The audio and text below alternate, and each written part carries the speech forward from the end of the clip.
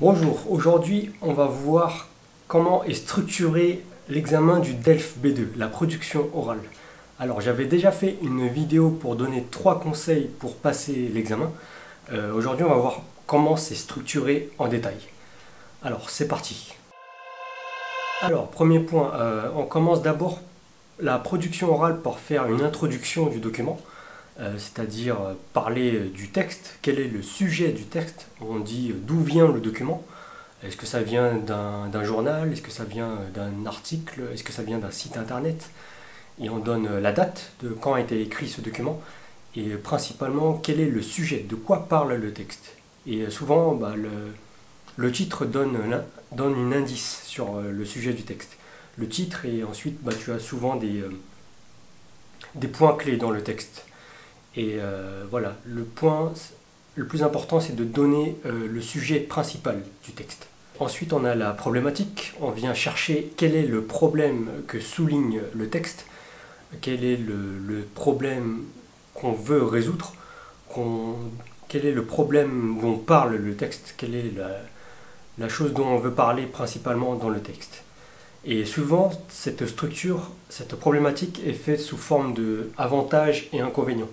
Quel est l'avantage d'une nouvelle loi? Quel est l'avantage d'une nouvelle technologie? Et quels en sont ses inconvénients? Et souvent, c'est structuré de cette manière-là, ou on peut souvent structurer soi-même de cette manière-là. Donc, pour ou contre aussi. Il y a aussi cette structure qu'on peut faire. Est-ce qu'on est pour une nouvelle technologie? Est-ce qu'on est contre cette nouvelle technologie? Est-ce qu'on est pour le mariage homosexuel? Est-ce qu'on est contre le mariage homosexuel? Donc on peut souvent choisir cette structure de problématique. Okay. Ensuite, on a le plan qu'on annonce. On annonce d'abord, en même temps que la problématique, on annonce la problématique que je vais aborder est la suivante. Voici ma problématique. Voilà la question que souligne le texte. Et dans un premier point, je vais parler de... Voilà, c'est donner vraiment le plan, la structure de quoi on va parler, les arguments qu'on va donner. Dans un premier point, je vais donner les avantages de cette nouvelle technologie, par exemple. Dans un deuxième point, je vais donner les inconvénients. Et en dernier point, je vais donner plus en détail mon avis personnel. Et ensuite, je vais conclure sur ce document. Voilà. Et là, on commence à développer. Voilà. Là, c'est le parti plan. J'annonce le plan, j'annonce de quoi je vais parler. Alors voilà, ensuite on a le développement. Donc on développe tous ces arguments pour et qu'on rajoute toujours à la suite des exemples. Donc à chaque fois qu'on donne un argument, on rajoute au minimum un exemple. Et ça peut être des exemples de la vie réelle, ça peut être des exemples des statistiques ou des choses qu'on sait personnellement ou des exemples personnels. C'est encore mieux de donner des exemples personnels, ça montre qu'on est plus impliqué dans cette production, qu'on donne vraiment des exemples personnels et qu'on va chercher dans des expériences. Et ça fait qu'on donne encore plus d'expressions et de vocabulaire. Et qu'on sent, quand on s'implique soi-même et qu'on donne des exemples personnels, on voit qu'on est encore plus impliqué dans cette production, dans cet examen. Donc c'est un bon point, c'est un point supplémentaire. Et voilà, quand on a fini de donner tous ces arguments, on peut rajouter son point de vue personnel. Donc on peut dire, d'après moi, à mon avis, je pense que... voilà, c'est très très bien de donner son avis personnel. Ça montre qu'on a une pensée critique par rapport au document, qu'on a sa propre vision des choses.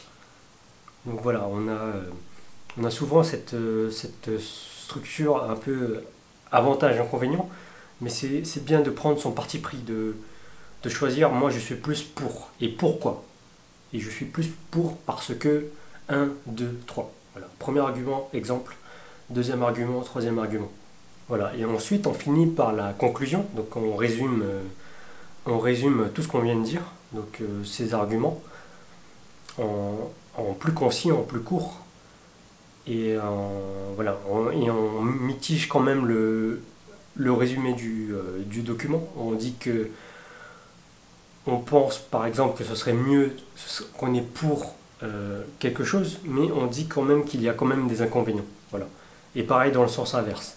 Si on est contre quelque chose, on va dire qu'on est globalement contre, mais qu'il y a quand même des avantages. Donc il faut mitiger tous ces arguments. Donc c'est pas une vérité suprême, c'est pas une réalité complète pour tout le monde. C'est pas, il n'y a pas de réponse exacte.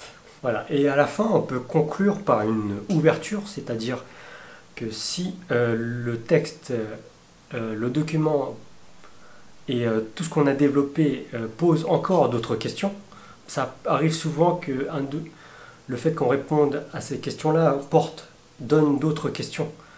Et c'est bien de poser une toute nouvelle question qui est en rapport avec ce document à la fin, si c'est possible. Et ça donne un point supplémentaire. Voilà pour la structure du DELF B2 de la production orale. Alors moi j'ai aidé plusieurs étudiants déjà à passer l'examen du DELF B2, aussi le DELF B1. J'ai quelques témoignages en message que je te fais défiler maintenant.